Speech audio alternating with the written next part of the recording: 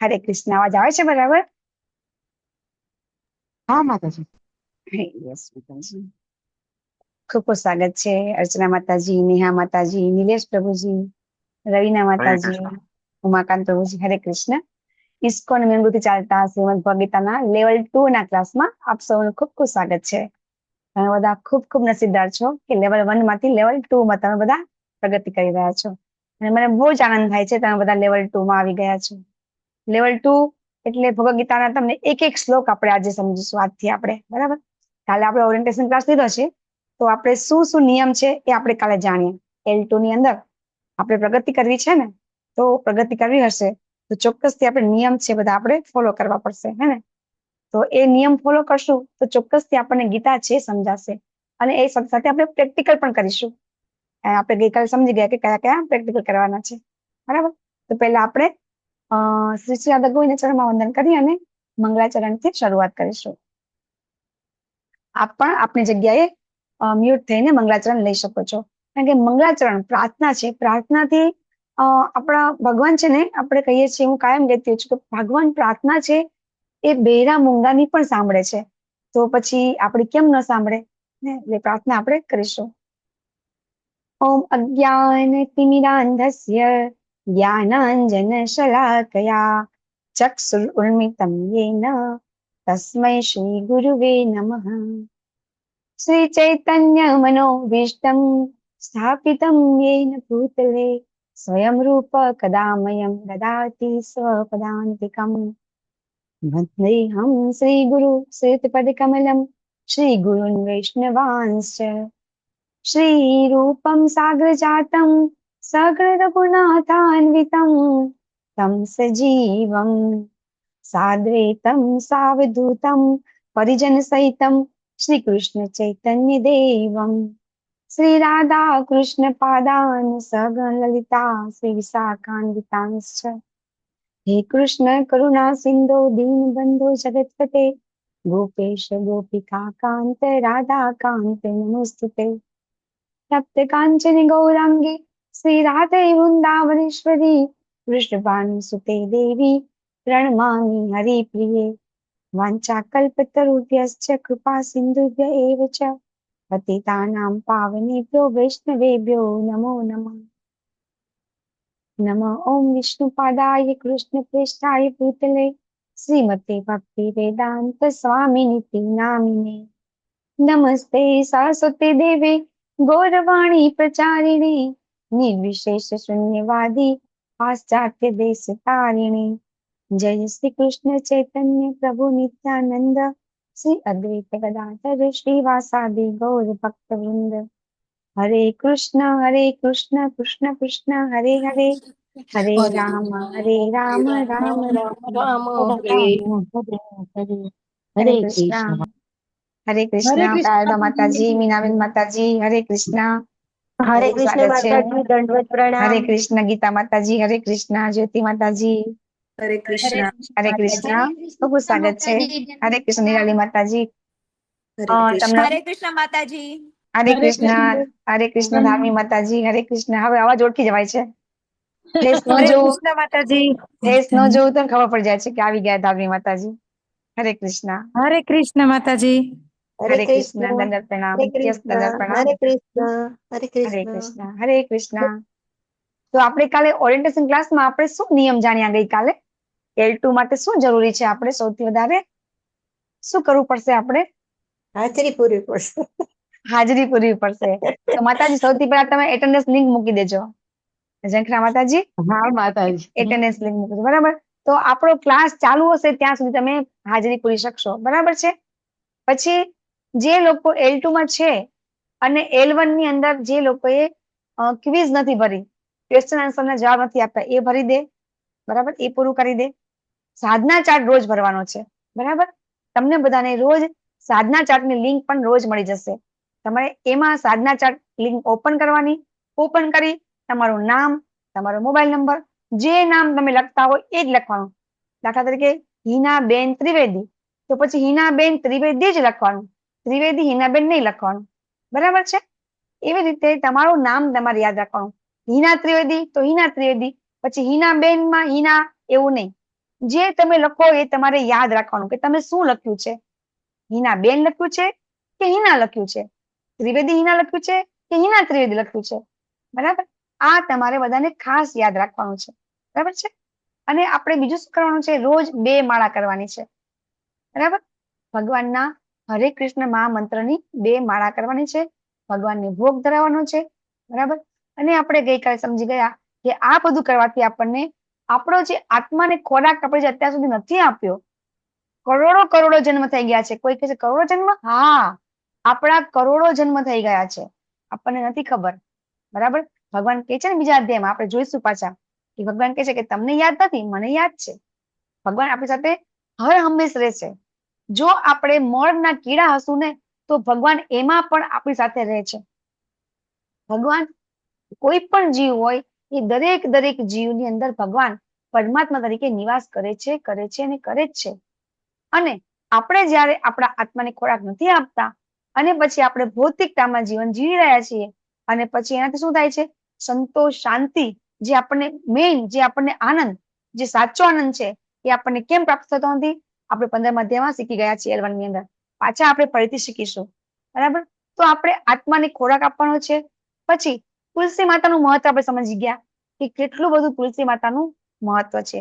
તુલસી માતા એક એવા દેવી છે કે જે સદેહે આ ધરતી ઉપર હાજર છે. તો એમની પૂજા આરતી આપણે કરવી જોઈએ. બીજું, આપણે શું કરવાનું છે, રોજ આપણે ભગવદ ગીતા વાંચવાની છે. બીજા પુસ્તકો વાંચવાના છે, પણ અત્યારે આપણે ભગવદ ગીતાથી શરૂઆત કરવાની છે. બરાબર, અને એ વાંચીશું તો જ આપણને ખબર પડશે કે આપણે કઈ રીતે આગળ આપણે ગીતા સમજવાની છે. એટલે આપણે વાંચવાનું છે. અને એ કઈ રીતે વાંચવાનું છે, તો જેવી રીતે બીજા બુક છે, તમે ન્યૂઝપેપર વાંચો છો, બીજી બુક વાંચો છો, એવી રીતે નહીં વાંચવાનું. ભગવાનના શબ્દો છે, અને એ રીતે આપણે ભગવાનને યાદ કરી, આપણા ગુરુ મહારાજને, આપણા શિક્ષા ગુરુ જે કઈ હોય એ બધાને યાદ કરી અને આપણે એમના જે કહેવાય કે જે રીતે આપણને ઉપદેશ આપે છે, કે આપણે ભગવદ ગીતા છે, ફ્રન્ટ પેજ થી લાસ્ટ પેજ વાંચવાનું છે. પુઠા ઉપર શું લખ્યું છે, કે Bhagavad Gita as it is, તેના મૂળ રૂપે. તો ત્યાંથી આપણે વાંચવાની શરૂઆત કરવાની છે. પહેલા પેજ થી છેલ્લા પેજ ઉપર આપણે વાંચવાનું છે.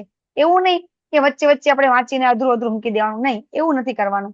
એક શબ્દનો અર્થ વાંચવાનો છે, અને એક શબ્દનો અનુવાદ, અને પછી આપણે ભાવાર્થ વાંચવાનો છે. તો આ રીતે આપણે ભગવદ ગીતા છે એ વાંચવાની છે. અને એ વાંચવાથી શું થશે, તો આપણા જીવનમાં ભગવદ ગીતાનું જ્ઞાન પ્રવેશ કરી શકશે.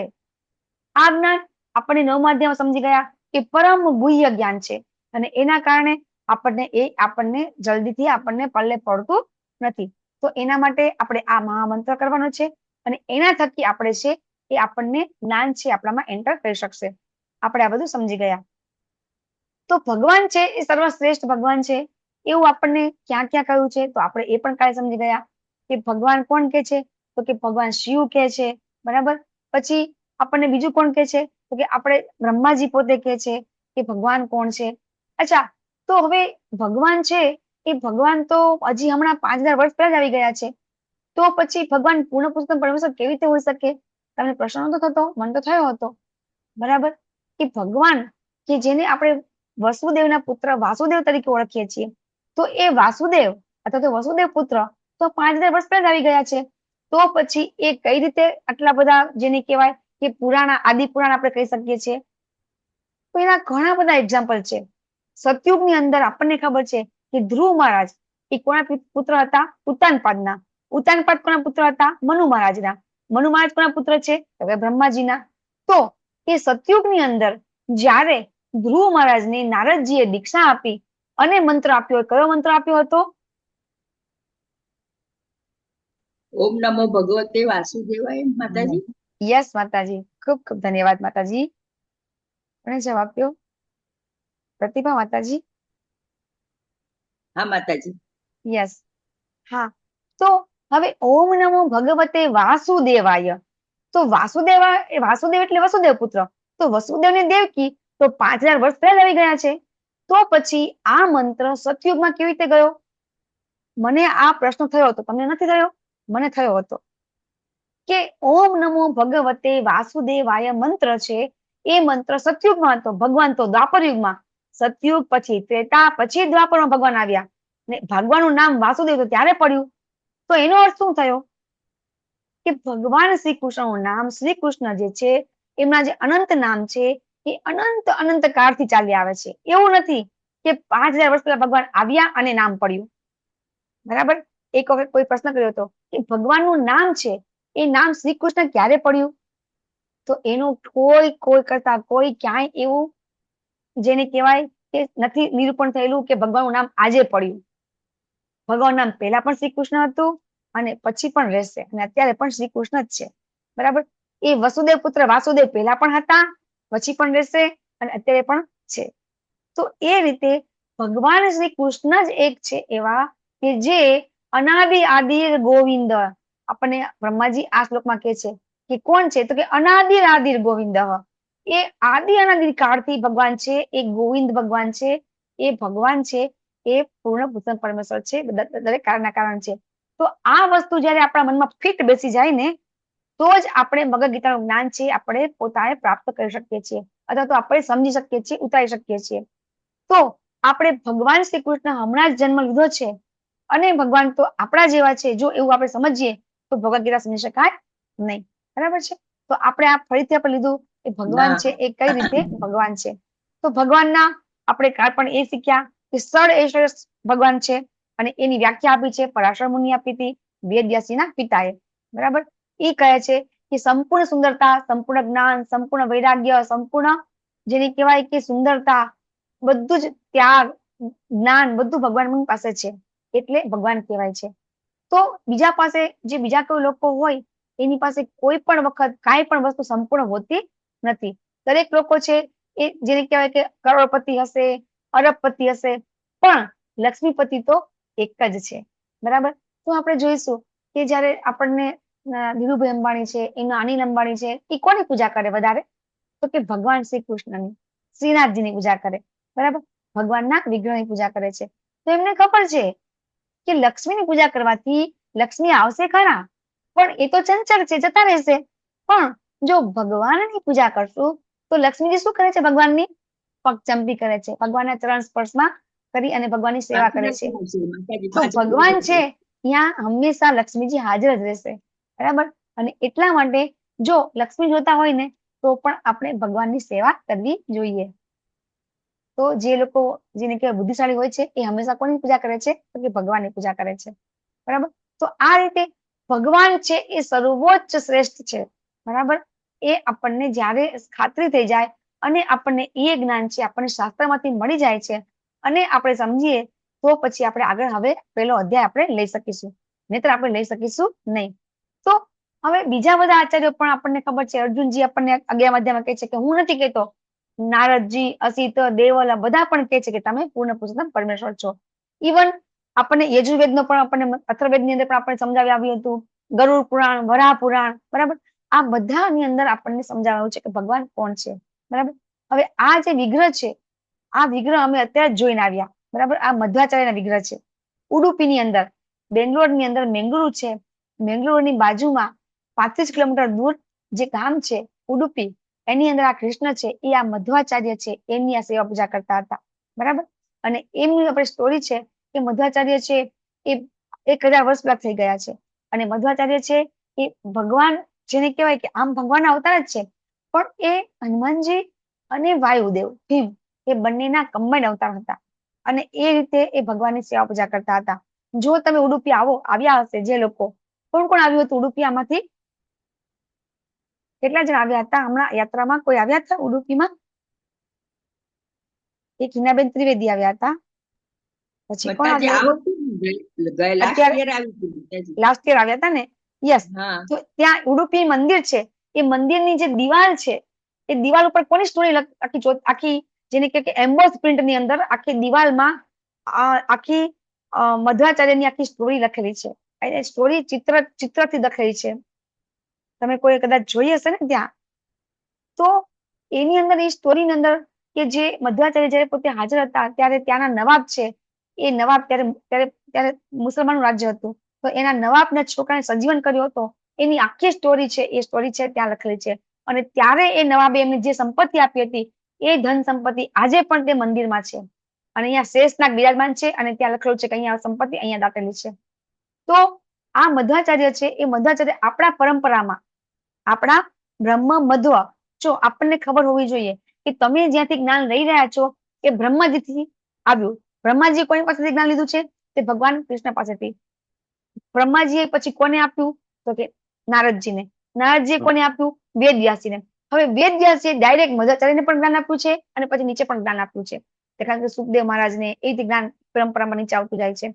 તો મધ્વાચાર્યને ડાયરેક્ટ જ્ઞાન વેદવ્યાસજી આપેલું છે અને એ મધ્વાચાર્ય પણ ભગવદ ગીતા વાંચેલી છે અને લખેલી છે.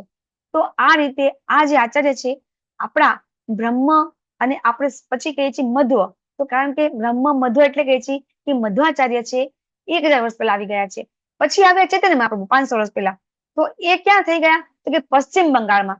એમનો જન્મ પશ્ચિમ બંગાળમાં થયો હતો અને પશ્ચિમ બંગાળને ગોળીય પ્રદેશ કહેવામાં આવે છે, ગોળ પ્રદેશ કહેવામાં આવે છે. એટલે આપણા સંપ્રદાયમાં પેલા બ્રહ્મ, પછી મધ્વ અને પછી આપણે ગોળીય કહેવાય છીએ.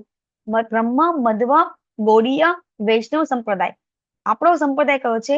ઇસ્કોન સંપ્રદાય નથી. આપણા સંપ્રદાયનું નામ છે બ્રહ્મ, મધ્વ, ગોળીય, વૈષ્ણવ સંપ્રદાય. એ આપણા સંપ્રદાયનું નામ છે. બરાબર. ઇસ્કોન એ એક સંસ્થા છે અને એ આપણને વૈદિક જ્ઞાન શીખવાડી રહ્યું છે. જેવી રીતે તમને કદાચ અમદાવાદમાં તમે કોઈ રહેતા હોય તમને ખબર હશે કે ત્યાં શાસ્ત્રનું જ્ઞાન અથવા તો શાસ્ત્રીજી બનાવવા માટેની વિદ્યાપીઠ છે અમદાવાદની અંદર. એવી રીતે ઇસ્કોન છે એ આપણને વૈદિક જ્ઞાન આપવા માટેની એક સંસ્થા છે. આખા વર્લ્ડના લોકોને એક જગ્યાએ એ એકઠા કર્યા છે અને આપણને સમજાવે છે કે ભગવાન કોણ છે. ભગવાન એક જ છે. આપણે બધા ભગવાનના જ સંતાનો છીએ. હંમેશા બધા કહેતા હોય ને કે તમારા તો કેટલા દેવી દેવતાઓ છે. તો કઈ રીતે દેવી દેવતાઓ છે એ સમજવા માટે આપણે આગળ સમજીશું, થોડું સમજીશું. આગળ ડિટેલમાં તમે લેવલ 3, લેવલ 4, લેવલ 5 માં તમને સમજાવવામાં આવશે. તો હવે આપણે આ સમજીશું તો પછી આપણને આ જ્ઞાન પ્રાપ્ત થશે. આપણે ગઈકાલે આ જોઈ ગયા. બરાબર.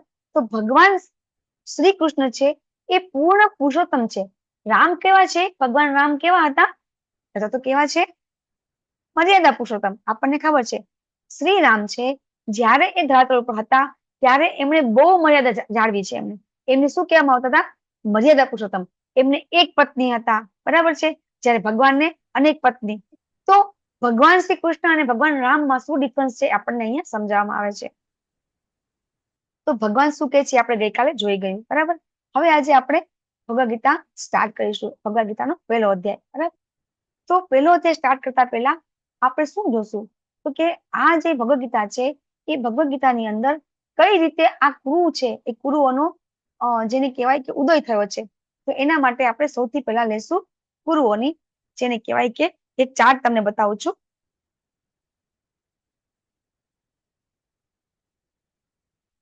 આપણે આ સ્લાઇડ છે એ L1 માં પણ લીધી છે. બરાબર. કે ભગવાન શ્રી કૃષ્ણ છે એ 574 શ્લોક બોલે છે. અર્જુનજી 84 બોલે છે.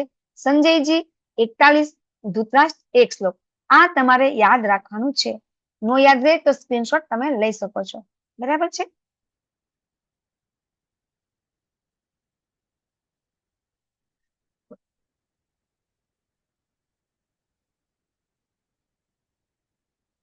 આપણે આ સ્લાઇડ લઈશું. બરાબર છે. તો આપણે ભગવદ ગીતા જાણતા પહેલા આપણને કુરુ પરિવાર વિશે સમજાવવામાં આવે છે. તો તમને બધાને તો ખબર હશે કે 5 પાંડવો છે. એ 5 પાંડવો કોના પુત્ર હતા? પાંડુના. બરાબર છે. પાંડુના પુત્ર હતા અને પાંડુ અને ધૃતરાષ્ટ્ર, બરાબર, અને વિદુરજી, આ 3 આપણને ખબર છે કે કોના પુત્રો છે? કોના પુત્રો છે? ધૃતરાષ્ટ્ર, પાંડુ અને વિદુરજી. એ કોના પુત્ર છે? હરે કૃષ્ણ.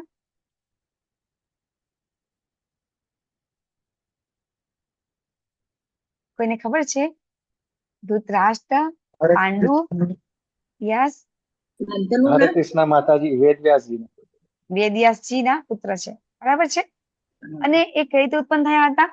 તો વેદવ્યાસજી છે. તો આપણે એના માટે આગળથી જોવું પડશે કે આપણને ખ્યાલ છે કે શાંતનુ રાજા છે. એ શાંતનુ રાજા છે એ કુરુ પરિવારમાં એમનો જન્મ થયો. અને શાંતનુ રાજા છે એ શાંતનુ રાજાને એક વખત જે ગંગા જે આપણે ગંગા દેવી જે આપણને નદી છે આપણને ખબર છે, એ સદેહે જયારે હતા ત્યારે એમને શાંતનુ રાજા છે એમને ગંગા સાથે એમને લગ્ન કરે છે. ગંગા છે એ શું કે છે, પોતાના શરત રાખે છે કે હું તમારી સાથે લગ્ન તો કરું, પણ તમારે મને કોઈ પ્રશ્ન કરવાનો નહીં, તો જ હું તમારી સાથે લગ્ન કરીશ. જો આપણે અત્યારે પણ પતિ પત્નીના સંબંધો હોય ને, તો ઘણી વખત પત્ની છે ને સ્ટ્રોંગ હોય છે, તો ગંગા દેવી છે એ બહુ સ્ટ્રોંગ હતા. અને એ રીતે ગંગા દેવી લગ્ન કરતા પહેલા પોતે એક વચન માંગે છે કે શાંતનુ રાજાને એમ કે છે કે હું તમારી સાથે લગ્ન તો જ કરું કે જો તમે હું જે કહું એમાં તમારે કઈ વચ્ચે બોલવાનું નહીં. એવી રીતે અમે વચન લે છે. અને પછી ગંગા દેવી છે લગ્ન કરે છે. હવે આપણને ખબર છે કે જ્યારે ગંગા દેવીની શાંતનુના લગ્ન થાય છે ત્યારે એ એક પછી એક પુત્ર થાય છે, તો બધા પુત્રને ગંગામાં નદીમાં એને પધરાવી દે છે. તો શાંતનુ રાજા છે એને ખૂબ દુઃખ થાય છે, બરાબર. એક પછી એક 7 પુત્ર એ પધરાવે છે, બરાબર. અને પછી 8મા પુત્ર જયારે પધરાવે છે ત્યારે શાંતનુ કહે છે કે તમે આ શું કરો છો? ત્યારે ગંગા દેવી છે એ કહે છે કે હવે હું જતી રહીશ, કારણ કે તમે મને ટોકી દીધી. અને પછી એ જે પુત્ર છે એ પુત્રને લઈને જતા રહે છે. પરંતુ પછી અમુક સમય પછી એ જ પુત્ર છે નદીમાંથી એમને શાંતનુ રાજાને મળે છે. એનું નામ છે દેવવ્રત. પણ એ દેવવ્રતનું નામ વિશ્વ શું કામ પડે છે આપણને બધાને ખબર છે કે શાંતનુ રાજાને પછી સત્યવતી દેવી છે એની સાથે લગ્ન કરવાનું થાય છે, ત્યારે સત્યવતી પણ પ્રસ્તાવ મૂકે છે અને કે છે કે હું લગ્ન તો કરું, બરાબર. હવે એમના પિતા છે, સત્યવતીના પિતા છે એ મચ્છીમાર હતા. તો એ મચ્છીમાર હતા એટલે એમ કે છે કે મારી પુત્રી સાથે તમે લગ્ન તો કરશો, પરંતુ એનો જે પુત્ર થશે એ રાજ્ય તો એને મળશે નહીં, કારણ કે તમારે ઓલરેડી પેલા પુત્ર છે જ. ત્યારે શાંતનુ એમ કે છે કે કઈ વાંધો નહીં, હું એને નહીં બનાવું. અને ના, શાંતનુ તો છે ને નથી માનતા અને કે છે કે ના, પેલો તો મારો જેને કહેવાય કે સૌથી પહેલો અધિકાર તો એનો દેવવ્રતનો છે. એટલે શાંતનુ રાજા છે એ કહે છે કે મારે લગ્ન નથી કરવા. પણ એમની મનની ચિંતા છે એ દેવવ્રત સમજી જાય છે. અને પછી દેવવ્રત પોતે સત્યવતીના પિતા પાસે જાય છે અને શું કે છે કે ભાઈ શા માટે તમે આ રીતે લગ્ન કરવાની ના પાડો છો? ત્યારે એ સત્યવતીના પિતા એમ કે છે કે આ મારી જેને કહેવાય શરત છે. તો ભીષ્મ પિતામહ એમ કે છે, એનું નામ દેવવ્રત હતું. દેવવ્રત શું કે છે કે હું આજીવન લગ્ન જ નહીં કરું, બરાબર. હું સિંહાસન તો નહીં લઉં, પણ હું આજીવન લગ્ન પણ નહીં કરું, એવું એને વચન આપે છે. અને એ રીતે એવી ભીષ્મ પ્રતિજ્ઞા લે છે એટલે એનું નામ ભીષ્મ પડે છે. અને પછી સત્યવતી સાથે લગ્ન થાય છે. હવે બને છે એવું કે સત્યવતીને પણ પુત્ર થાય છે, બરાબર. સત્યવતી દેવીને પણ પુત્ર થાય છે. પણ એ બંને પુત્ર છે ચિત્રાંગદા અને વિચિત્રવીર્ય. તો ચિત્રાંગદાનું જે છે ને મોત થાય છે, જે યક્ષો છે એની સાથે લડાઈ કરવાથી એનું મૃત્યુ થઈ જાય છે. અને વિચિત્રવીર્ય છે એ વિચિત્રવીર્ય રહ્યા ને એ વિચિત્રવીર્યનું લગ્ન છે એ ભીષ્મ પિતામહ છે એ અંબાલિકા અને અંબિકા એ ત્રણ સાથે લગ્ન કરવા માટે એના પિતા સાથે જાય છે. અને એમની સાથે શું કે છે કે તમારી 3 દીકરીઓના લગ્ન તમે મારા જેને કહેવાય કે આ બધા પુત્રો સાથે તમે કરાવો. ત્યારે એ વખતે જે અંબા હતી ને એ અંબાને લગ્ન કરવા નહોતા. એ ઓલરેડી જે શૈલ્ય કરીને રાજા હતા એ રાજાને એ પોતાનું મન આપી ચૂકી હતી. તો એ ના પાડે છે લગ્ન કરવાનું કે હું લગ્ન નહીં કરું. તો પછી અંબિકા અને અંબાલિકા છે એ એના લગ્ન કરાવે છે. હવે જે વિચિત્રવીર્યનું પણ જેને કહેવાય કે અકાળે મૃત્યુ થઈ જાય છે. પછી શું કરે છે સત્યવતી દેવી છે એ વ્યાસદેવને બોલાવે છે અને વ્યાસદેવ છે પોતાની દ્રષ્ટિ વડે એ જે કહેવાય અંબિકા અને અંબાલિકાને એને ગર્ભવતી કરે છે. હવે બને છે એવું કે અંબિકા અને અંબાલિકા છે, તો અંબિકા રહ્યા ને એ અંબિકા છે એની સાથે જયારે વ્યાસદેવજી છે એ જયારે એને બોલાવે છે પોતાના ખંડમાં, ત્યારે અંબિકા છે એ વ્યાસદેવજીને એવું સમજતી હતી કે વ્યાસદેવ તો બહુ જ જેને કહેવાય સૌંદર્યવાન હશે, બરાબર, ખૂબ પ્રતિભાશાળી હશે. અને વ્યાસદેવ તો એકદમ જેને કહેવાય કે ઋષિમુનિ હતા અને એમનું તેજ એટલું બધું હતું કે એ પેલી આંખ બંધ કરી દે છે એટલે પેલો પુત્ર બને છે એ અંધ બને છે. પછી બીજી વખત જયારે પુત્ર એને પોતાને જયારે વ્યાસદેવજી પાછા ફરીથી મોકલે છે, બરાબર, તો એ વખતે જે અંબાલિકા છે એ થોડીક જેને કહેવાય કે બીમાર હતી અને એના કારણે પુત્ર બને છે થોડો જેને કહેવાય કે પાંડુ રોગ થાય છે એટલે એનું નામ પાંડુ પડે છે. પછી વ્યાસદેવજી ત્રીજી વાર જયારે આવે છે તો અંબાલિકા શું કરે છે, અંબિકાને પાસે પાછા બોલાવે છે. તો અંબિકા શું કરે છે, દાસીને મોકલી દે છે અને એનાથી પુત્ર થાય છે વિદુર થાય છે. આ રીતે આ 3 પુત્રો છે એ વ્યાસદેવના પુત્ર તરીકે થાય છે. અને પછી આપણે જાણીએ છીએ કે કઈ રીતે ધૃતરાષ્ટ્રને 100 પુત્ર થાય છે. પછી કુંતી મહારાણી કઈ રીતે મંત્રની જેને કહેવાય શક્તિથી પોતે 5 પાંડવોને ઉત્પન્ન કરે છે. અને સૌથી પહેલા આપણને ખબર છે કે જયારે એ કુંવારા હતા અને પોતાની પાસે મંત્ર દુર્વાસમુનિ એમને આપે છે તો એ મંત્ર થકી એમને કર્ણ ઉત્પન્ન થાય છે અને પછી બીજા 5 પાંડવ ઉત્પન્ન થાય છે. આ રીતે ખરેખર તો કુંતી મહારાણીના ચાર પુત્ર છે. એક તો કર્ણ, પછી યુધિષ્ઠિર, પછી ભીમ અને અર્જુન. બરાબર છે. નકુલ અને સહદેવ તો માદ્રીના પુત્ર છે અને એ પુત્ર પણ જે કુંતી મહારાણી છે એ કુંતી મહારાણી છે એ મંત્ર માદ્રીને આપે છે અને એના થકી નકુલ અને સહદેવ છે એને ઉત્પન્ન થાય છે. બરાબર. અને પછી અર્જુનનું લગ્ન છે આપણને ખબર સુભદ્રા સાથે થાય છે. સુભદ્રાના પુત્ર અભિમન્યુ છે. બરાબર. અને અભિમન્યુ છે અભિમન્યુ અને ઉત્તરાયણ લગ્ન થાય છે અને પછી એનાથી પુત્ર થાય છે પરીક્ષિત. અને પરીક્ષિત મહારાજના પુત્ર હતા જન્મેજય. આ છે કુરુ પરિવારની સ્ટોરી. બરાબર. વધારે ડિટેલમાં આપણે જયારે ટાઈમ મળશે ત્યારે વધારે પાછા લેશું. આજે આપણને હજી આખો અડધો અધ્યાય આપણે આજે લેવાનો છે. આપણે આજે કલાકથી થોડું વધારે થાય તો વાંધો નહીં ને. હરે કૃષ્ણ. 10-15 મિનિટ વધારે થશે આજે આપણે આજે અધ્યાય પણ પેલો લેવાનો છે. તો અહીંયા આપણે થોડુંક એ જોવાનું છે. બરાબર. કે કઈ રીતે કર્ણ છે કોણ હતા. બરાબર. એ આપણે થોડું જાણવું જરૂરી છે ને. સત્યવતી કોણ છે. બરાબર. શાંતનુ રાજા છે. પછી પરાશર મુનિ, વ્યાસદેવ, આ બધા આપણને ખબર છે કોણ છે. બરાબર. તો એ રીતે જે કર્ણ છે એ આગલા જન્મમાં દંભોક તેને રાક્ષસ હતા. એની સ્ટોરી આપણે આગળ લેશું. L1 તો આપણે લીધી જ હતી સ્ટોરી.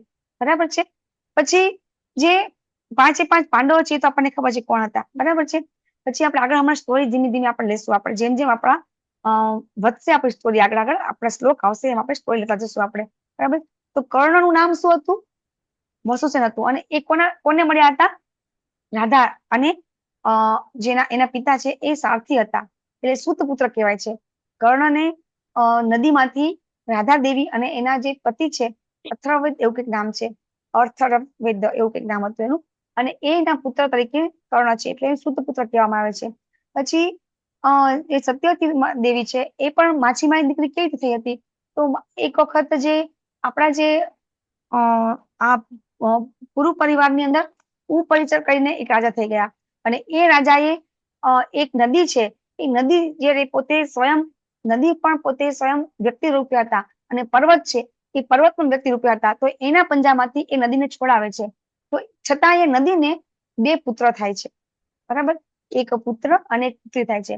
તો પુત્રને એ ઉપરિચર છે ને એ શું કરે છે સેનાપતિ બનાવે છે. અને પુત્રી છે એ પુત્રીને પછી મોટી કરે છે. પછી એની સાથે લગ્ન કરાવે છે.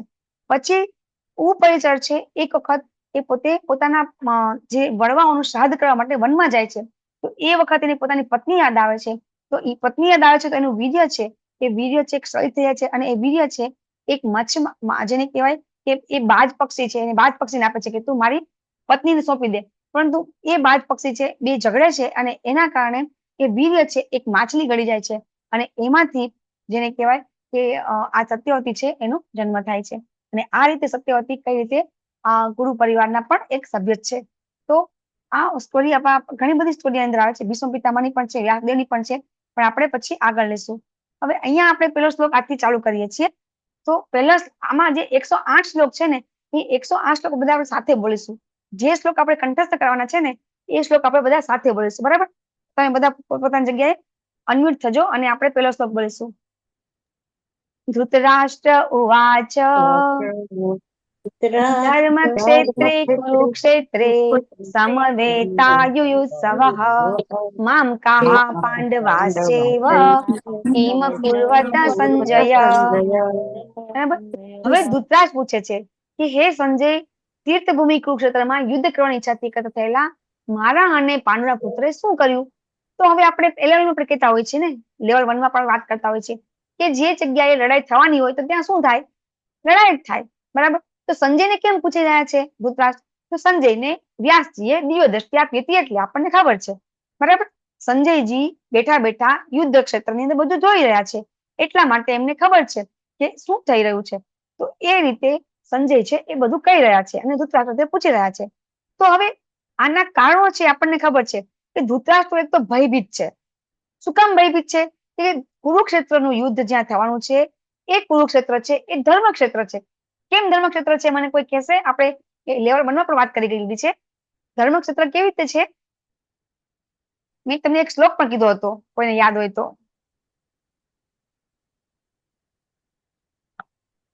ધર્મક્ષેત્ર કેવી રીતે છે કોઈ કહી શકશે. આપણે લેવલ 1 માં પણ વાત થઈ ગઈ છે.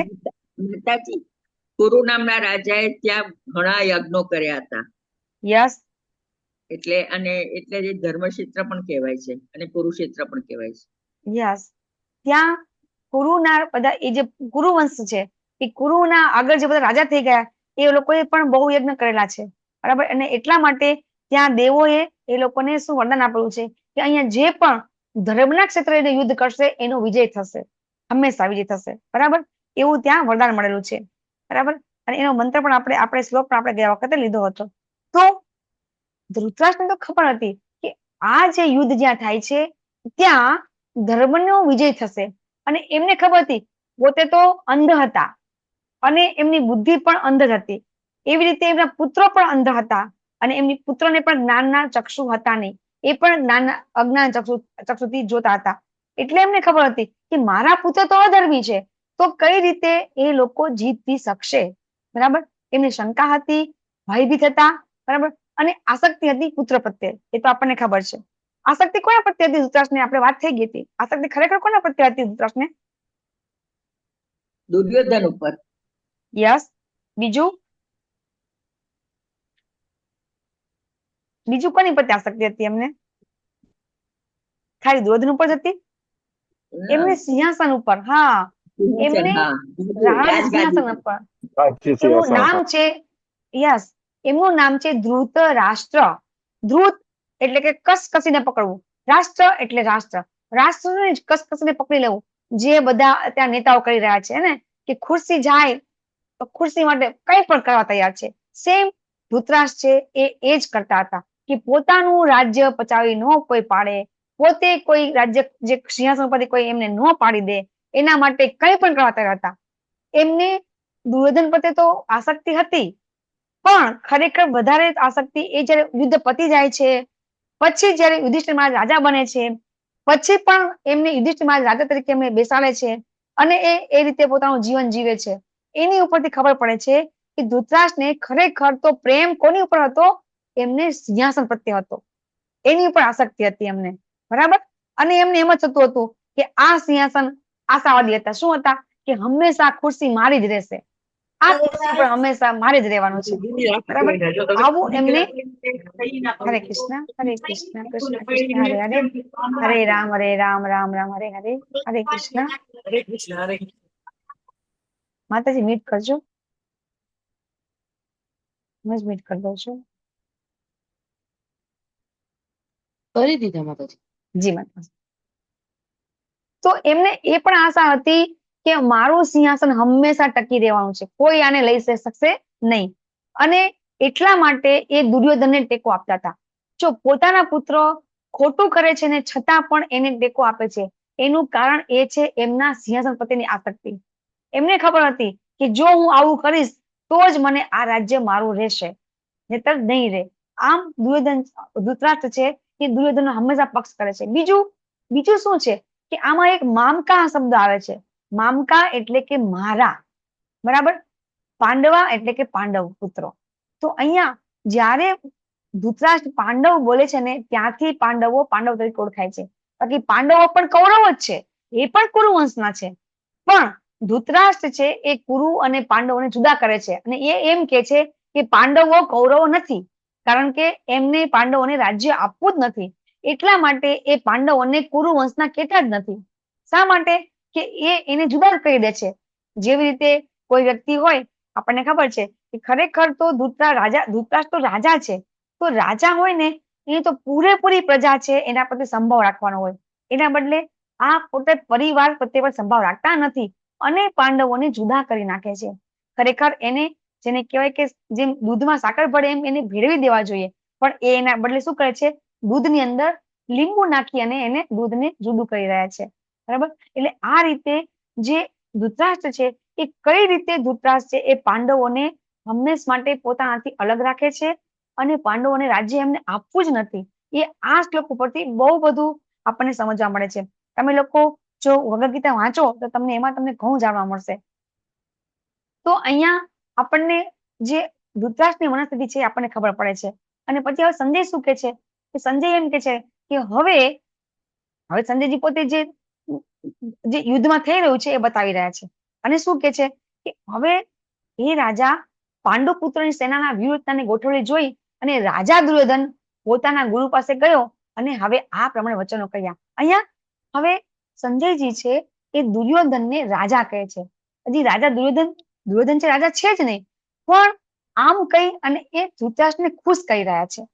ધૃતરાષ્ટ્રને ખુશ કરી અને પછી એ પોતે આ શબ્દો સંજયજી બોલે છે કે એ જોઈ રહ્યા, સંજય જોયું કે ધૃતરાષ્ટ્ર ભયભીત છે, બરાબર, શંકાશીલ છે, અને હવે એ ખૂબ જેને કહેવાય કે ગભરાઈ ગયા છે. તો સંજય થોડુંક આશ્વાસન આપવા માટે આવા શબ્દો કહે છે. શું કહે છે સંજય? શું કહે છે કે હવે આ શબ્દો બોલે છે, દુર્યોધન બોલે છે કે હે આચાર્ય, પાંડુ પુત્રની આ વિશાળ સેનાને જુઓ કે જેની વ્યૂહરચના આપના બુદ્ધિમાન શિષ્ય એવા દ્રુપદ પુત્રે બહુ નિપુણતાથી કરી છે. પશ્યેતામ પાંડુ પુત્રાણામ.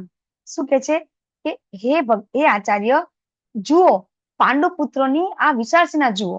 કેમ વિશાળ સેના છે? કારણ કે દુર્યોધન તો શું હતું કે ભાઈ પાંડવો છે એની પાસે તો કઈ સેના નહીં હોય, બરાબર. એને એમ હતું કે મારી પાસે જે સેના છે એની કમ્પેરિઝનમાં પાંડવો પાસે કઈ નહીં હોય. પણ જયારે જુએ છે તો કે પાંડવો પાસે પણ બહુ મોટી વિશાળ સેના છે. કેટલી સેના હતી કોઈને ખબર છે? કૌરવો અને પાંડવો પાસે કેટલી સેના હતી? માતાજી કૌરવો પાસે પાંડવો 11 જોડે અક્ષોણી 7 સેના યક્ષોણી અને અને કૌરવો જોડે પાંડવો 11 પાસે અક્ષોણી. 7 અક્ષોણી. હા, અને આપણે અક્ષિણી એટલે શું એ પણ આપણે સમજીશું. તો પાંડવો પાસે 7 અને કૌરવો પાસે 11 અક્ષિણી સેના હતી. તો જયારે આવું જુએ છે પેલો દુર્યોધન, થાય છે કે આટલી બધી સેના છે. અને પછી શું કે છે એ આચાર્ય જી એ આચાર્ય કોને કે છે? એ કે છે પોતાના દ્રોણને. દ્રોણ છે, ગુરુ દ્રોણ છે, એને કે છે કે જુઓ આ જે સેના છે એનું કોણ, એનું જેને કઈ સેનાપતિ કોણ છે? તો કે દ્રુપદ પુત્ર. તો દ્રુપદ પુત્ર કોણ છે? ધૃષ્ટદ્યુમ્ન. અહીંયા એ દ્રુપદ પુત્રેણ કે છે, ધૃષ્ટદ્યુમ્ન નથી કહેતા. તો આનો પણ એક બહુ મોટી સ્ટોરી છે કે કઈ રીતે દ્રુપદ છે એ દ્રુપદ પુત્ર, દ્રુપદ અને જે આ દ્રોણ ઋષિ છે એ બંને જણા છે એ જયારે ગુરુકુળમાં ભણતા હતા ત્યારે બંને સાથે ભણતા હતા, એટલા માટે બંને મિત્ર હતા. પછી જયારે ગુરુકુળનો અભ્યાસ પૂરો થઈ જાય છે તો દ્રુપદ તો રાજાનો પુત્ર હતો એટલે રાજા બની જાય છે. પણ દ્રુપદ છે એ પોતે જતા પેલા ગુરુ દ્રોણને એમ કે છે કે તમને ગમે ત્યારે મારી જરૂર પડે તો મારી પાસે આવજો. પછી દ્રુપદ રાજા બની જાય છે. અને ગુરુ દ્રોણ છે, આપણને ખબર છે કે પેલાના બ્રાહ્મણો છે એ બ્રાહ્મણો બહુ નિષ્ઠાવાન હતા. કોઈ દિવસ સંપત્તિ છે કોઈ ભેગી કરતા નહીં, તો એ ખૂબ ગરીબ હતા. અને એક દિવસ એના પુત્ર છે એ અસ્વસ્થામાં છે, એને જોવે છે કે દૂધ પણ નથી મળતું એમને. તો એને થાય છે કે લાવ ને હું મારા મિત્ર પાસે જઉં, એ તો રાજા છે, તો એ મને એક ગાય આપે તો હું એની પાસે જઈને ગાય માંગી લઉં કે જેથી કરીને મારે પુત્રને દૂધ મળે. તો એમ કરી અને દ્રુપદ પાસે જાય છે. તો દ્રુપદ રાજા છે એ દ્રુપદ રાજા તો એકદમ અભિમાનમાં મદમસ્ત થઈ જાય છે અને ગુરુ દ્રોણનું અપમાન કરે છે કે મારું અને તારો તો કઈ મિત્રતા બની શકે નહીં.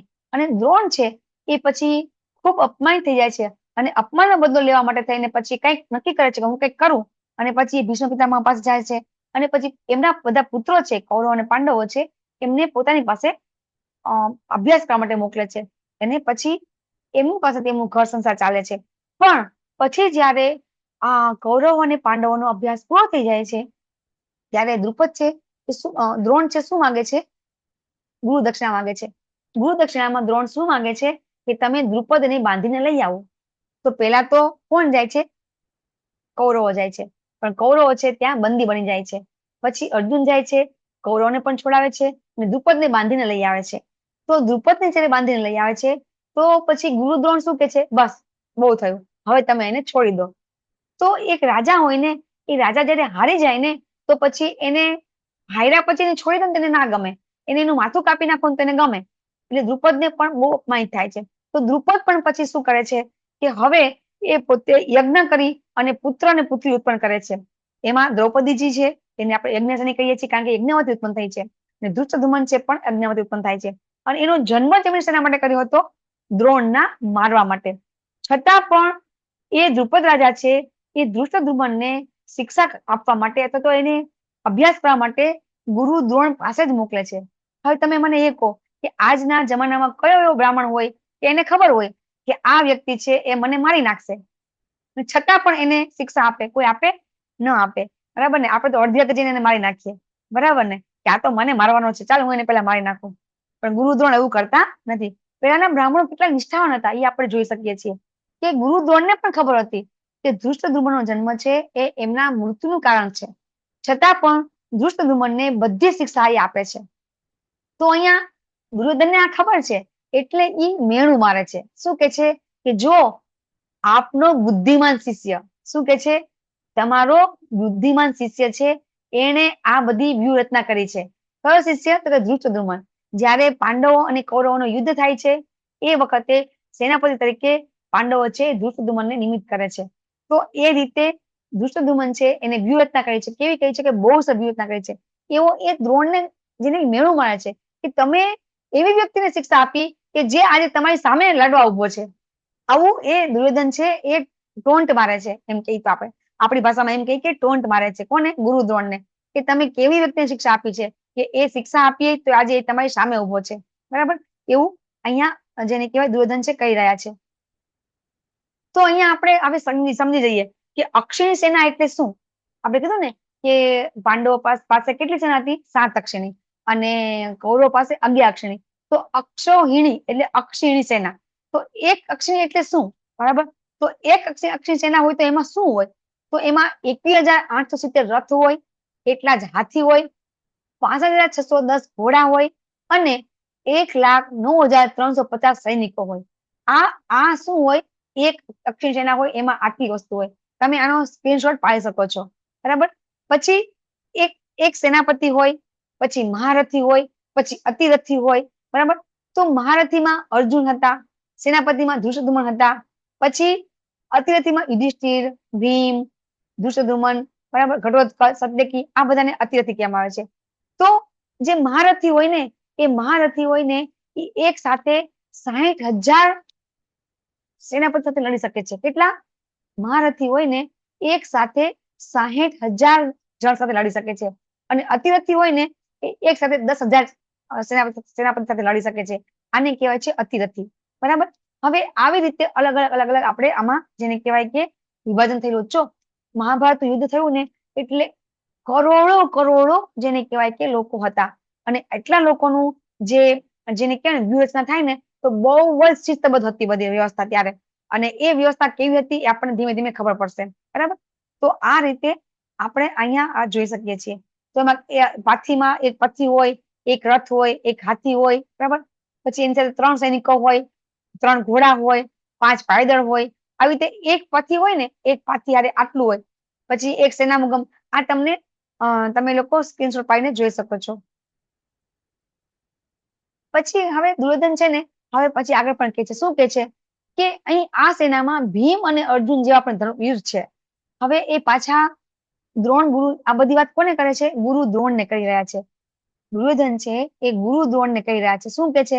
જુઓ અહીંયા કોણ છે? તો કે ભીમ છે, અર્જુન છે, પછી યુધાન છે, વિરાટ છે, દ્રુપદ છે. યુધાન કોણ હતા? કોઈને ખબર છે? યુધાન કોણ છે? યુધાન છે એ સાત્યકી છે. બરાબર? એ ભગવાનના જેને કહેવાય કે કઝિન બ્રધર છે. અને એ યુધાન છે પણ અત્યારે ભગવાનના તરફથી લડવા અહીં આવી રહ્યા છે.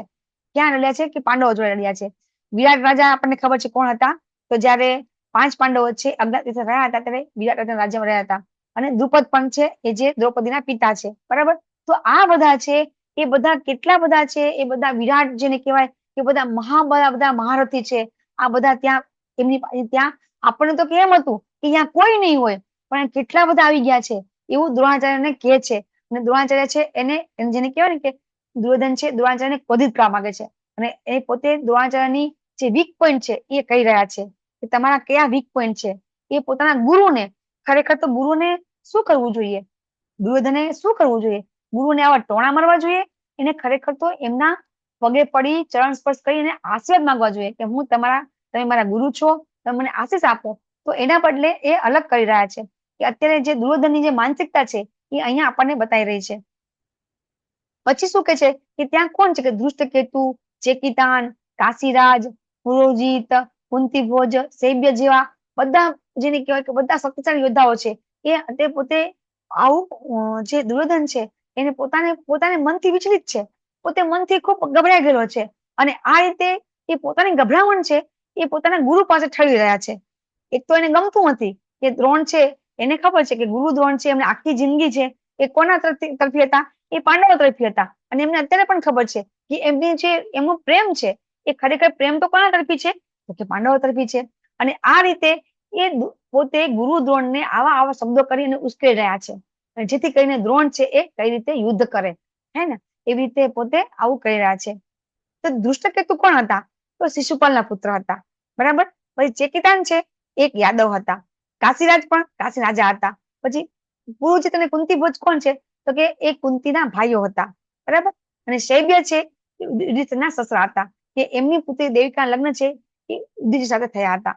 આપણને જાણવા માટે કે આ બધા રાજાઓ શું કામ આવ્યા લડવા માટે, પાંડવો પ્રત્યે કેમ આવ્યા, તો કે પાંડવા પક્ષે આ બધા આવ્યા કારણ કે એ બધાનો કઈ ને કઈ જેને કહેવાય કે એમનો રોલ હતો, કે જે એમનો સગા સંબંધી થતા હતા, અને એના કારણે એ બધા છે એ બધા અહીંયા લડવા આવ્યા હતા. હવે શું કે છે કે બીજું કોણ છે કે યુધામન્યુ. તો યુધામન્યુ કોણ છે, અત્યંત શક્તિશાળી, ઉત્તમ ભોજ, સુભદ્રાનો પુત્ર, દ્રૌપદીના પુત્ર, આ બધા પણ છે, બરાબર. તો અહીંયા આ પણ યુધામન્યુ છે, એ પણ જેને કહેવાય કે પાંડુ પુત્ર છે. સુભદ્રા, આ બધા પુત્રો છે, આ બધા જેવી રીતે 5 પાંડવો છે ને, એ 5 પાંડવોને 5 પુત્ર હતા, દ્રૌપદીના 5 પુત્ર હતા, બરાબર. સુભદ્રાના પુત્ર કોણ હતા, અભિમન્યુ, બરાબર. એ બધા મહારથી છે એવું અહીંયા કહી રહ્યા છે. પછી હવે શું કે છે કે હે બ્રાહ્મણ શ્રેષ્ઠ, અહીંયા દ્વિજ ઉત્તમ કે છે. હવે દ્વિજ ઉત્તમ નો આપણે ડિટેલમાં તમે જયારે લેવલ 5 માં આવશો ત્યારે તમે સમજાવશો કે દ્વિજ એટલે શું, દ્વિજ ઉત્તમ એટલે શું, એ તમને ત્યારે સમજાવવામાં આવશે. કે અહીંયા દ્વિજ ઉત્તમ કે છે કે હે બ્રાહ્મણ શ્રેષ્ઠ, તમારી જાણ માટે હું એમ કઉ છું કે જેઓ મારી, હવે તમને હું બીજું પણ કહું. હવે અહીંયા એમને તો શું થયું ખબર છે, દુર્યોધન થઈ ગયું કે મેં દ્રોણનું અપમાન તો કર્યું, બરાબર. હવે જો દ્રોણનું અપમાન કર્યું અને દ્રોણ જતા રહ્યા તો યુદ્ધભૂમિ છોડીને, એટલે હવે પછી મસ્કા પોલીસ કરે છે, હે. અને પછી કહે છે કે હે બ્રાહ્મણ શ્રેષ્ઠ, એમ કહીને પછી થોડું મસ્કા પોલીસ કરી રહ્યો છે. આટલા શ્લોક છે ને, એ શ્લોક છે એ દુર્યોધનની રાજનીતિ વાળા શ્લોક છે, કે એક રાજનૈતિક વ્યક્તિ હોય એ કેવી રીતે પોતે પોતાનો જે ભાષા વાપરે, કઈ રીતે વાત કરે, એ આપણે જોવાનું છે. એને કહેવાય છે દુર્યોધનની મુસુદીગરી, હે ને. એ કઈ રીતે પોતે વાત કરે છે અને કઈ રીતે એ પછી પોતાની વાતને પાછી વાળે છે. પોતે અપશબ્દ બોલી લે છે તો પાછા પોતાના શબ્દોને કેવી રીતે પાછા વાળે છે, બરાબર. હવે એ કે છે કે હે બ્રાહ્મણ શ્રેષ્ઠ, આપણા પાસે પણ નાયકો છે, એવું નથી કે એમની પાસે છે, આપણી પાસે પણ ઘણા સારા નાયક છે. હવે હું તમને એ કહું છું, એમ કરી અને પછી દ્રોણને એ પોતે શાંત પાડે છે. તો પોતાનામાં કોણ છે, તો કે છે કે મારી સેનામાં સ્વયં આપ છો. પછી ભીષ્મનું નામ લે છે, પેલા પોતે ગુરુ દ્રોણનું નામ લે છે. જો ભીષ્મ પિતામહ ખરેખર યુદ્ધમાં સેનાપતિની દ્રષ્ટિએ અને લડવાની દ્રષ્ટિએ શ્રેષ્ઠ કોણ છે, તો ભીષ્મ પિતામહ છે, બરાબર. ભીષ્મ પિતામહ એવા હતા કે એમની પાસે એટલી તાકાત હતી, એમણે પરશુરામને પણ, જેને કહેવાય કે લડાઈમાં, પરશુરામ તો સ્વયં ભગવાન છે ને, ભગવાનના અવતાર છે ને પરશુરામ, છતાં પણ પરશુરામ છે એ એમની સાથે યુદ્ધ કર્યું હતું. અને પરશુરામ અને ભીષ્મ પિતામહ છે એ બંને સાથે લડાઈ કરે છે, ત્યારે પરશુરામ પણ એમનું ખૂબ વખાણ કરે છે ભીષ્મ પિતામહના, કે વાહ, તે બહુ સરસ યુદ્ધ કર્યું એમ. તો એવા ભીષ્મ પિતામહ છે કે જે એક તુગીલ કરીને એક માછલી આવે છે કે જે 8 માઇલ જો મોટી હોય છે, એ માછલીને પણ એ 1 મિનિટમાં પરાસ્ત કરી શકતા હતા, અને એ પોતાના હાથમાં લઈ શકતા હતા. તો ભીષ્મ પિતામહ જેને કહેવાય ખૂબ પરાક્રમી છે, છતાં પણ અહીંયા એને ખબર છે દુર્યોધનને કે એક તો દ્રોણ છે એ બ્રાહ્મણ છે અને ભીષ્મ પિતામહ છે ક્ષત્રિય છે, તો બ્રાહ્મણનું નામ હંમેશા પહેલા લેવું જોઈએ. અને એ રીતે પેલા પોતે કોને બોલાવે છે, કે દ્રોણને. પછી ભીષ્મનું નામ લે છે, પછી કર્ણનું નામ લે છે, બરાબર. તો કે કર્ણ છે એ કર્ણ, જો આ બધું જયારે વાત કરે છે ને, ત્યારે એ આ બધી ચર્ચા ક્યાં થઈ રહી છે, યુદ્ધ ભૂમિમાં. આ ચર્ચા જે દુર્યોધન છે એ દ્રોણને ક્યાં કહી રહ્યા છે, યુદ્ધ ભૂમિમાં કહી રહ્યા છે, બરાબર. અને આ જે કે છે તો બધા સાંભળે છે.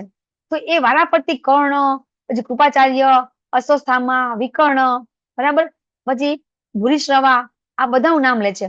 તો એ વારાફરતી બધાને નામ લે છે, કે જેથી કરીને આ બધા વ્યક્તિ છે એ બધા વ્યક્તિને એમ થાય કે હા, અમારું નામ પણ લીધું એમ, બરાબર.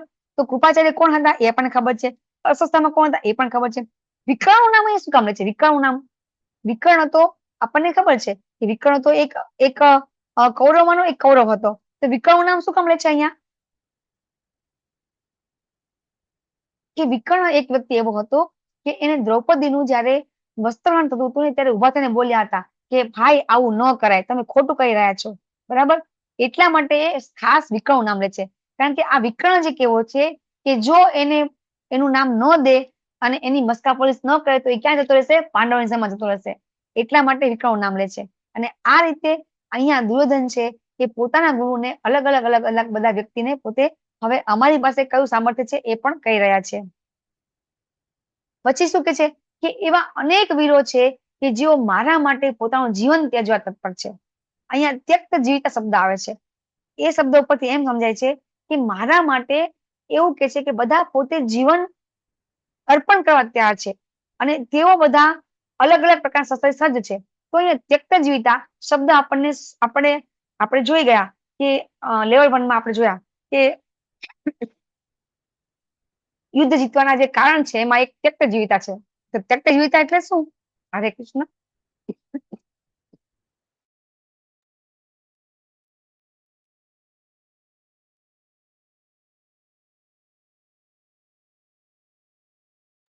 કોઈ કહી શકશે? હરે કૃષ્ણ. જી પ્રભુજી.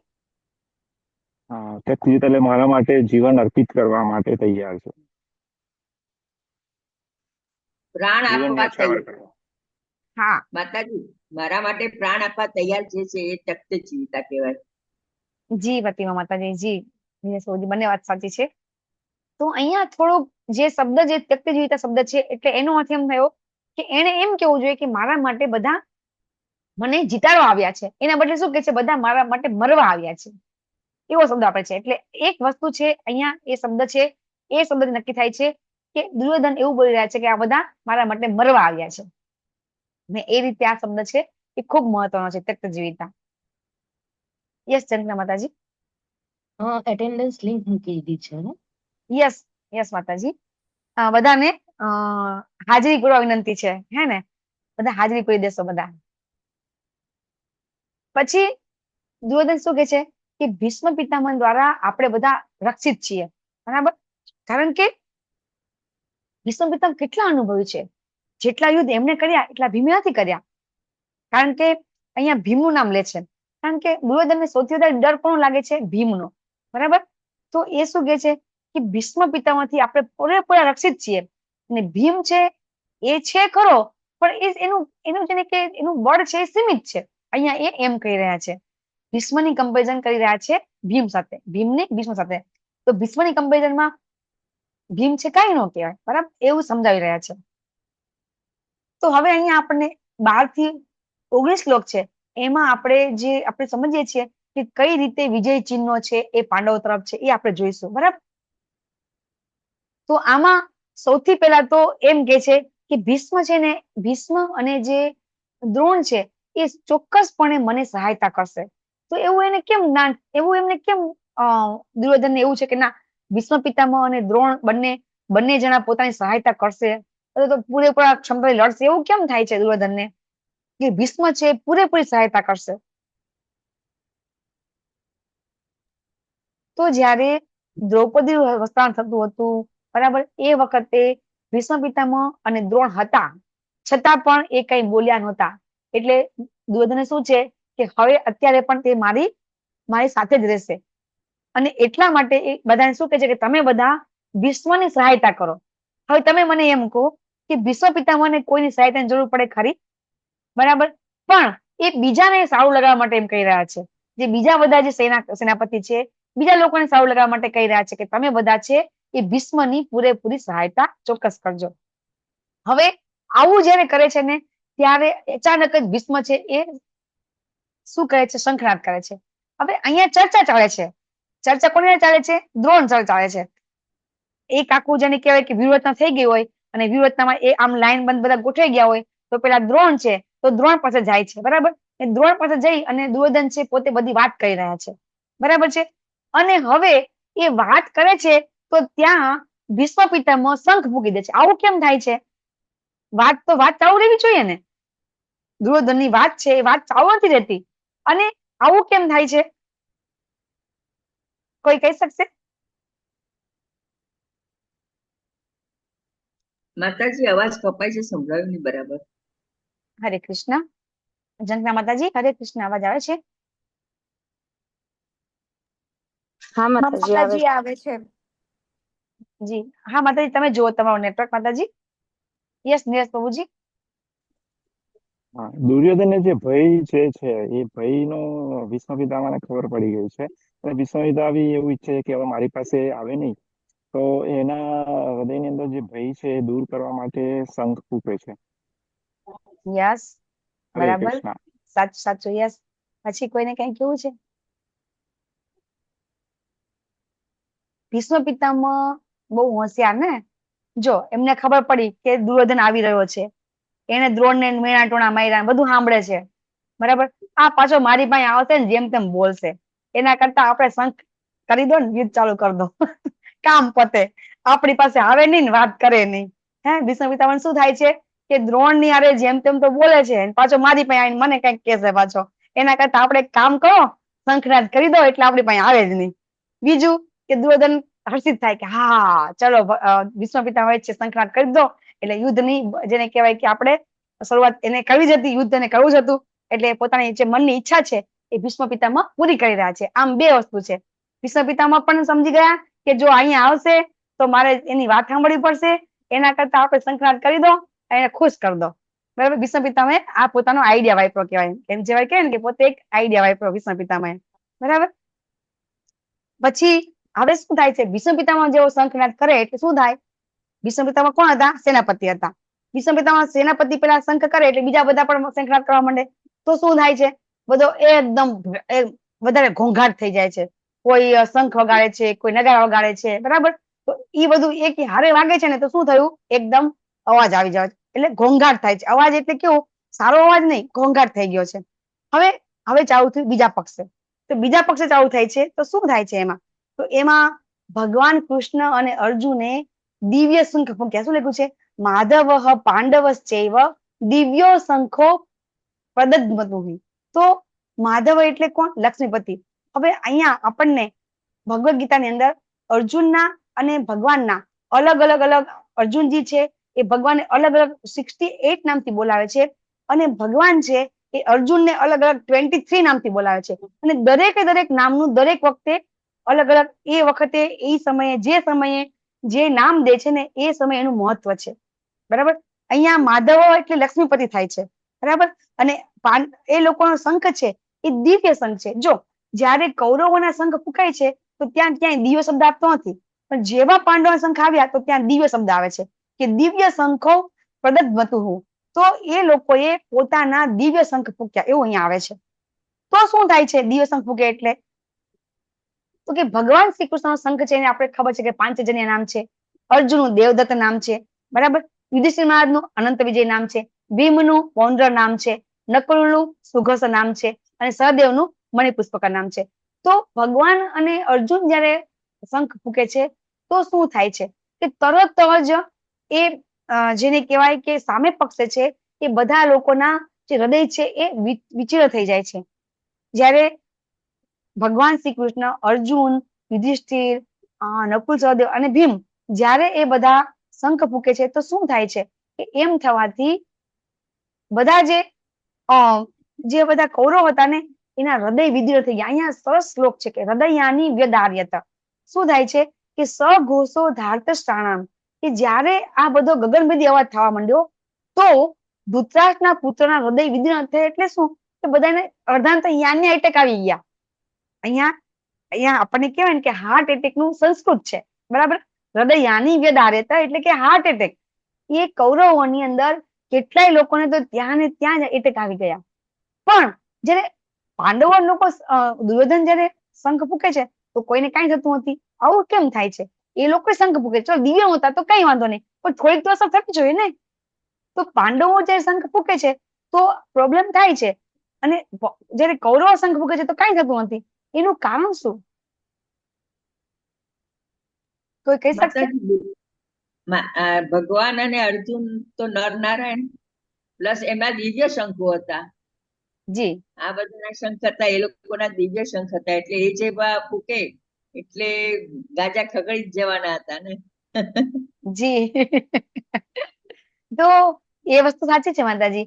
તો એક વસ્તુ એ છે કે જ્યારે પાંડવોની સેના તરફથી જેટલા લોકો છે ને એ બધા લોકો કોના શરણમાં છે? ભગવાનના શરણમાં છે, બરાબર. અને ભગવાનના શરણમાં આવે અને જો મૃત્યુ પામે તો પણ એ લોકોને શું મળે છે? ભગવત ધામ મળે છે, બરાબર.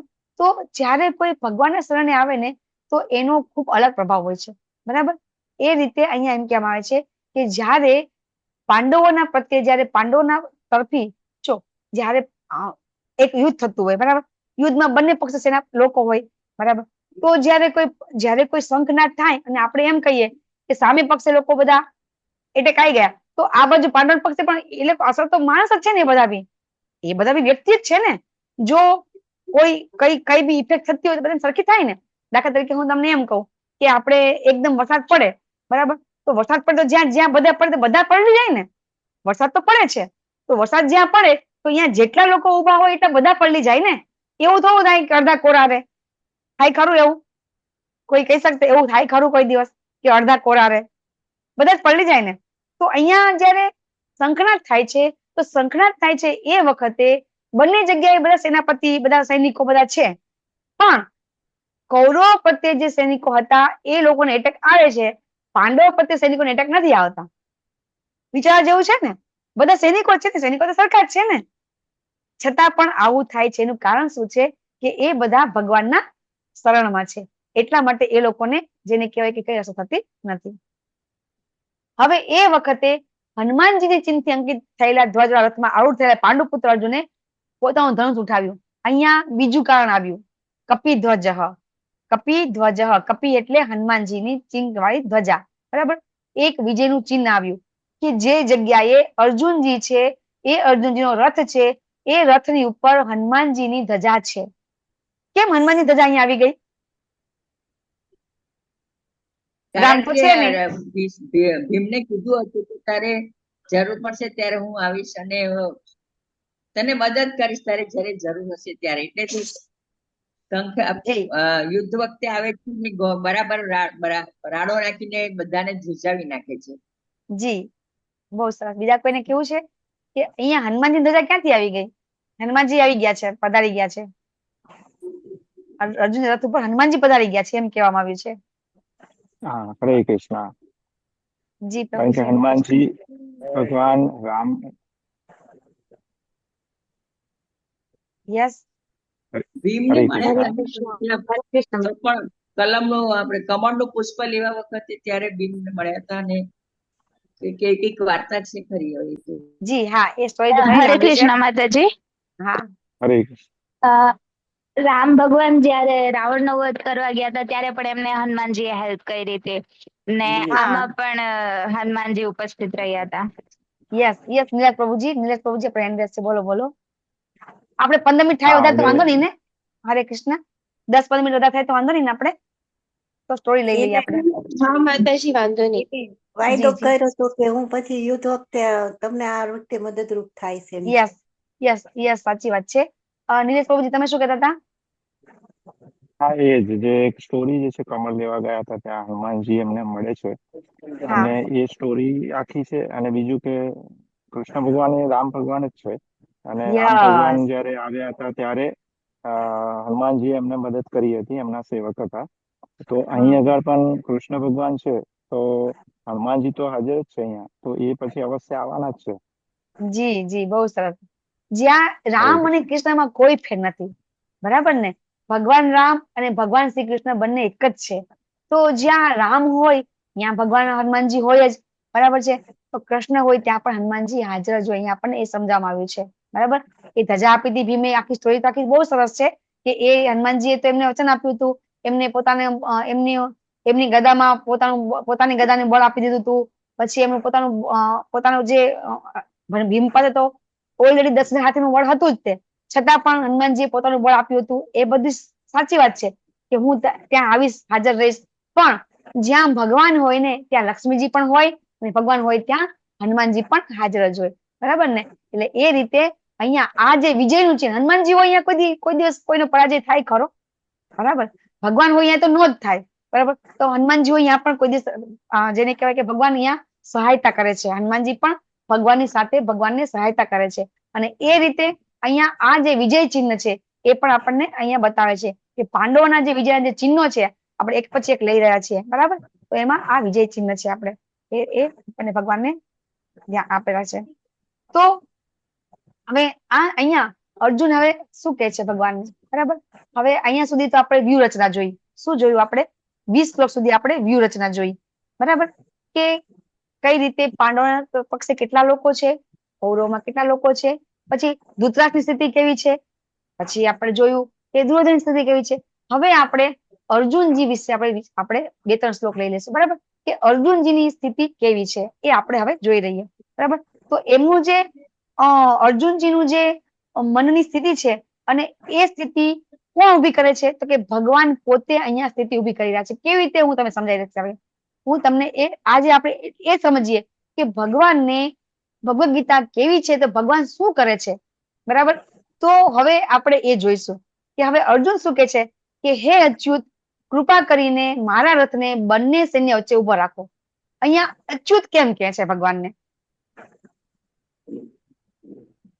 જેટલા જેટલા ભગવાન નામ આવશે ને એટલા આપણે આજે સમજીશું. આપણે લેવલ 2 માં સમજીશું આપણે કે દરેકે દરેક શબ્દનો જે કોઈ બોલાવે છે, અર્જુન બોલાવે કે ભગવાન બોલાવે, એનો મિનિંગ છે. યસ પ્રભુજી, નીલેશ પ્રભુજી. હા, અચ્યુત એટલે જે ચ્યુત ના થાય, એટલે કે જે ભગવાનના ભક્તોની રક્ષા કરવા માટે ક્યારે પણ ચૂકે નહીં, પીછેહટ નથી કરતા. પતન ન થાય. જી બહુ હરિબોલ, બહુ સરસ. અચ્યુત એટલે કે એવા ભગવાન કે ભક્તોની સેવા કરવામાં પોતે સહેજ પણ પાછી પાણી કરતા નથી. તો હવે તમને હું કહું કે ભગવાન કેવી સેવા કરે છે તમને ખબર છે? હવે તમને હું એક પ્રશ્ન કરું કે જ્યારે યુદ્ધમાં લડાઈ થતી હોય તો ભગવાન સારથી છે, સારથી ક્યાં હોય? પાછળ હોય, બરાબર ને? અર્જુનજી ક્યાં હોય? આગળ હોય. તો હવે અર્જુનજીને ક્યાં રથ લઈ જાવો છે એ કોને કહેશે? હવે આ તો યુદ્ધ તો બધા તો બહુ મોટું હોય ને, મોટું તો કોઈ રથ આમ લઈ જવો પડે, કોઈનો આમ લઈ જવો પડે. તો અર્જુનજી પાછળ ફરી ફરીને કહેશે ભગવાનને, ભગવાન રથ આવો જ લઈ જાઓ, ભગવાન આ બાજુ લઈ જાઓ, અથવા તો ઈશારો કરશે ભગવાનને કે આમ લઈ જાઓ, આમ લઈ જાઓ. શું કરશે અર્જુનજી? અર્જુનજીને રથ જ્યાં લઈ જાવો છે એના માટે અર્જુન શું કરશે?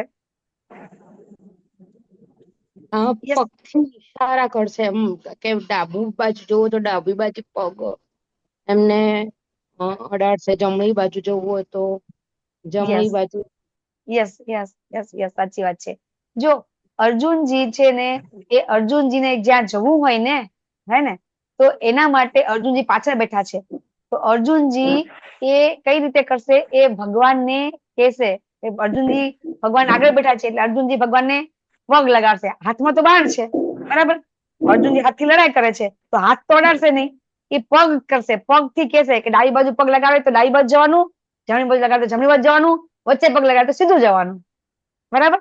એવી રીતે અર્જુનજી છે ભગવાનને પગ એટલે કે પગ કર્યો એટલે લાત મારશે ભગવાનને. ભગવાનને લાત મારી મારીને કહે છે કે મારે આમ કરવું છે. તો ભગવાન, જો ભગવાન કેવા છે, ભગવાન આપણે ઘણા લોકો એમ કહેતા હોય છે ને કે શા માટે ભગવાને રામ ભગવાને શિવલિંગની સ્થાપના કરી, બરાબર? આવું બધું બધા કહેતા હોય છે.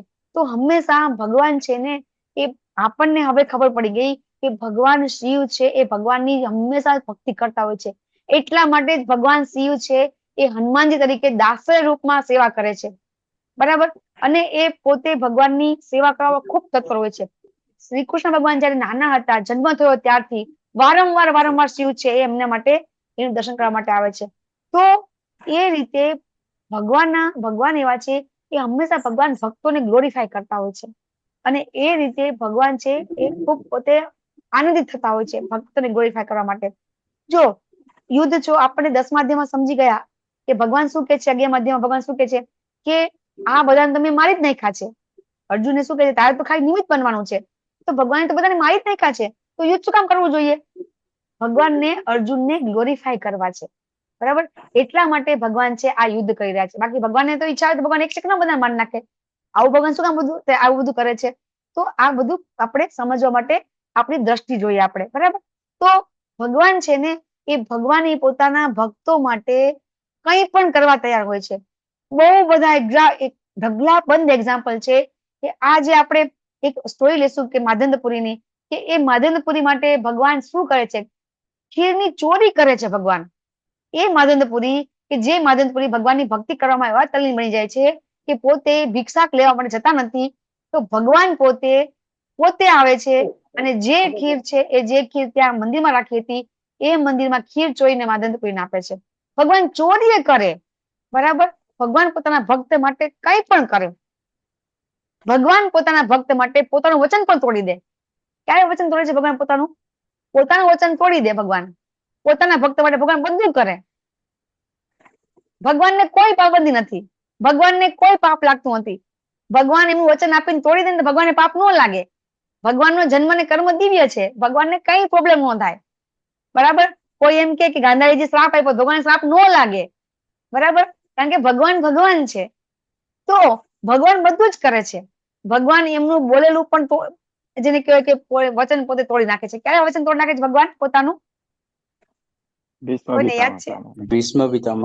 ભીષ્મ પિતામહની સામે ભગવાને વચન આપ્યું હતું કે હું હથિયાર નહીં ઉપાડીશ, પરંતુ જ્યારે અર્જુનને બાણ મારવા જાય છે તે પૈંડું લઈને ભીષ્મ પિતામહને મારવા જાય છે ત્યારે એ વચન તોડે છે. અને પણ એટલા માટે તોડે છે કારણ કે ભીષ્મ પિતામહને ઈચ્છા મૃત્યુનું વરદાન હતું. તો પછી અગર એ વચન નહીં તોડતે તો ભીષ્મ પિતામહને એમનું મોઢું નહીં જોતે, એના માટે એ વચન તોડે છે. બહુ મોટી સ્ટોરી છે આની પણ, કે કઈ રીતે ભીષ્મ પિતામહ છે એ કઈ રીતે ભીષ્મ પિતામહ પછી દુર્યોધનને વચન આપે છે કે હું કાલે તો બધાને આ 5 બાણ છે ને એ 5 બાણને અભિમંત્રિત કરું છું અને આવતીકાલે હું આ 5 પુત્રોને 5 પાંડવોને આ 5 બાણથી મારી નાખીશ. આ મારું વચન છે, બરાબર. તો જયારે ભગવાનને ખબર પડે છે કે ભીષ્મ પિતામહે આવું કીધું છે, બરાબર, ત્યારે શું કરે છે? અર્જુનને મોકલે છે કે દુર્યોધન, જયારે તમને બધાને મેં સ્ટોરી કીધી ને દ્રુપદ રાજાની, કે દ્રુપદ રાજાને જયારે બાંધવા હતા તો પેલા કોણ જાય છે? કૌરવો જાય છે, બરાબર. તો કૌરવોને દ્રુપદ છે બાંધી લે છે. પછી અર્જુન છે એ કૌરવોને છોડાવે છે. ત્યારે દુર્યોધન છે અર્જુનને કે છે કે તું માગે તે આપું. તો અર્જુન શું કે છે કે અત્યારે મારે કઈ જોતું નથી, બરાબર. પછી જયારે 5 બાણ છે એ અભિમંત્રિત કરીને દુર્યોધનને આપે છે તો દુર્યોધન શું કે છે કે લાવો 5 બાણ મને આપી દો. ભીષ્મ પિતામહ કે તમે જાઓ, તમને કાલે હું યુદ્ધમાં આ 5 બાણ લઈને આવી જઈશ. ભગવાનને ખબર પડી જાય છે. ભગવાન અર્જુનને રાત્રે કે છે કે જા, તારે પેલું વચન માંગવાનું છે ને, વચન માંગ્યા જા દુર્યોધન પાસે, કે તારા 5 બાણ તું પાછા માંગ્યા. તો અર્જુન જાય છે દુર્યોધન પાસે. દુર્યોધનને કે છે કે મારું એક વચન માગી છે, હું વચન માંગુ છું તારી પાસે, તારા 5 બાણ મને પાછા આપી દે. દુર્યોધન તો પતિ તો હતો જ, એ પોતાનું વચન તો પાડવું જ પડે. 5 બાણ એને આપી દે છે. ભીષ્મ પિતામહને ખબર પડે છે કે આ બધું કામ કોનું છે? કિશન કનૈયાનું, બરાબર. તો એ ખૂબ ગુસ્સે થાય છે અને શું પ્રતિજ્ઞા લે છે કે હવે હું પ્રતિજ્ઞા લઉં છું કે કાલે જો કૃષ્ણને હું યુદ્ધની અંદર એને ભગવાને શું કીધું હતું કે હું શસ્ત્ર નહીં ઉપાડું, તો કે કાલે જો એ શસ્ત્ર નહીં ઉપાડે ને કે, બરાબર, તો હું પોતે આ યુદ્ધ ત્યાગી દઈશ, બરાબર. તો ભગવાન છે ને એ ભગવાને ભીષ્મ પ્રતિજ્ઞા લીધી કે આજે મારે ભગવાનને યુદ્ધમાં શસ્ત્ર ઉપાડવા છે. અને પછી ભીષ્મ શું કરે છે? અર્જુનને ખૂબ બાણ મારે છે, લોહી લુહાણ કરી નાખે છે અને ભગવાન ખૂબ ગરમ થાય છે, મારા ભક્તને તમે મારો છો. અને પછી ભીષ્મ જે કહેવાય ભગવાન છે રથનું જે પૈડું ઉપાડી અને ભીષ્મને મારવા દોડે છે, બરાબર. અને આ તમે ભાગવતમ સ્કંદ 1 અધ્યાય 9 બહુ સરસ આખી કઈ રીતે ભગવાન અને ભીષ્મ પિતામહ છે ભગવાનને સ્તુતિ કરે છે મેદાનની અંદર, બરાબર. કઈ રીતે ભગવાનને ખુશ થઈ જાય છે, હે, ખૂબ ખુશ થયા છે અને કઈ રીતે ભગવાનની સ્તુતિ કરે છે. બહુ મસ્ત સ્તુતિ આવે છે બધી. માતાજી, ભગવાનનું આ સ્વરૂપ ભીષ્મ પિતાજીને જોવું જ હતું મરતી વખતે. હા, કારણ કે એ એમને વીર રસમાં યાદ, ભગવાનને એ વીર રસમાં પોતે વધતા હતા, બરાબર. જે 12 રસ છે એ 12 રસમાં ભીષ્મ પિતામહ છે વીર રસમાં ભગવાનની ભક્તિ કરતા હતા. યસ નીરજ પ્રભુજી, એટલા માટે એમને આ બધું કર્યું. યસ નીરજ પ્રભુજી. હા, બીજું પણ એક જે રીઝન હતું કે ભીષ્મ પિતામહ ભગવાન કૃષ્ણના ખૂબ ભક્ત હતા અને ભીષ્મ પિતામહે પ્રતિજ્ઞા લીધી હતી કે હું આજે હવે કૃષ્ણ ભગવાન પાસે હથિયાર ઉપાડીશ. તો ભગવાન કૃષ્ણએ પોતાના ભક્તના વચનની લાજ રાખવા માટે પોતાની વચન તોડીને એ લાજ રાખી. હા, એ જ આપણે સમજવાનું છે કે ભગવાન પોતાના ભક્ત માટે પોતાનું વચન તોડી દે છે. એટલે જ ભગવાન પછી અર્જુનને કહેશે, હે ને, કે અર્જુન તું ઘોષણા કરી દે, નમે ભક્ત્યા પ્રણશ્યતિ, કે મારા ભક્તનું ક્યારેય પતન થતું નથી. અર્જુનને કહે છે કે તું ઘોષણા કર, કારણ કે જો હું ઘોષણા કરીશ ને, હું બોલીશ ને તો હું તો ફરી જઈશ. બરાબર. આવું તો કઈ નક્કી નહીં, હું તો ગમે ત્યારે ફરી જાઉં, હું તો ભગવાન છું, બરાબર ને. ભગવાન ગમે ત્યારે ફરી જાય, એટલે ભગવાન કે છે કે ભગવાન છે ને એ ભક્તોનું વચન છે ને હંમેશા નિભાવે છે, પોતાનું વચન તોડી દે છે. તો એ રીતે અહીંયા અર્જુનજી હવે એમ કે છે કે હે ભગવાન, હવે તમે મારા જે રથ છે ને એ વચ્ચે વચ્ચે રાખો, યુદ્ધ મેદાનની વચ્ચે રાખો, એટલે હું જોઈ શકું કે કોણ કોણ અહીંયા યુદ્ધ કરવા આવ્યા છે. હવે ભગવાન શું કરશે? ભગવાન શું કરશે? ભગવાન રથ ક્યાં ઉભો રાખશે? જે જગ્યાએ ભીષ્મ પિતામહ અને દ્રોણ છે ત્યાં રાખે છે. શું કામ રાખે છે? કે આવું કરે એટલે એનો ભક્ત છે પીગળી જાય, અને પીગળી જાય એટલે યુદ્ધ કરવાની ના પાડે, અને ના પાડે એટલે ભગવાન ગીતા કહે. ભગવાન હવે પોતાનું યુદ્ધમાં પોતાનું જે ઉપદેશ આપવાનું છે, ગીતાનું જ્ઞાન આપવાનું છે, એના માટેનું પ્લેટફોર્મ ભગવાન હવે ઉભું કરી રહ્યા છે, બરાબર. અને અહીંયા અર્જુનજી છે હવે નિરીક્ષણ કરે છે કે કોણ કોણ છે એ આવ્યા છે, બરાબર. તો અહીંયા આપણે આટલા શ્લોક આપણે લેશું, 24 શ્લોક થી આપણે કાલે લેશું, બરાબર. જો અહીંયા આપી ગયું કે અચ્યુત એટલે શું, બરાબર, અને એ અહીંયા આપણે સમજી ગયા. તો હવે આપણે 24 શ્લોક થી આપણે આવતીકાલે લેશું, કારણ કે અહીંયાથી હવે આપણે ભગવાનના જે ભક્તો હોય કેવા હોય એ આપણે સમજીશું. કે જયારે કોઈ ભગવાનના ભક્તો હોય ને, એ ભગવાનના ભક્તોની અંદર જે દેવી ગુણ છે, એ આજે અર્જુને જે થયા છે ને સવાલો બધા, એ બધા સવાલો આપણને પણ થાય છે. કારણ કે જો આપણામાં પણ જો એવા દૈવી ગુણ હોય ને, તો આપણને આવું ફિલિંગ થાય છે. અને એ રીતે આજે અર્જુનજીના જે પ્રશ્નો છે એ બધા આપણા પ્રશ્નો છે, અને આપણે કઈ રીતે આ બધા પ્રશ્નો આપણા જીવનની અંદર આવે અને આપણને કઈ રીતે સોલ્વ કરી શકીએ, તો એ સમજવાનું આપણે આવતીકાલે છે, બરાબર. વાંચા કલ્પતરુભ્યશ્ચ કૃપા સિંધુભ્યૈવ ચ પતિતાનાં પાવનેભ્યો વૈષ્ણવેભ્યો નમો નમઃ. અનંત કોટિ વૈષ્ણવ જય.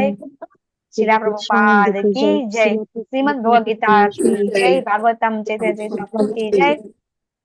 સદગુરુદેવ કી જય. ગુરુ મહારાજ ની જય. હરે કૃષ્ણ કૃષ્ણ કૃષ્ણ હરે હરે, હરે રામ રામ રામ હરે હરે.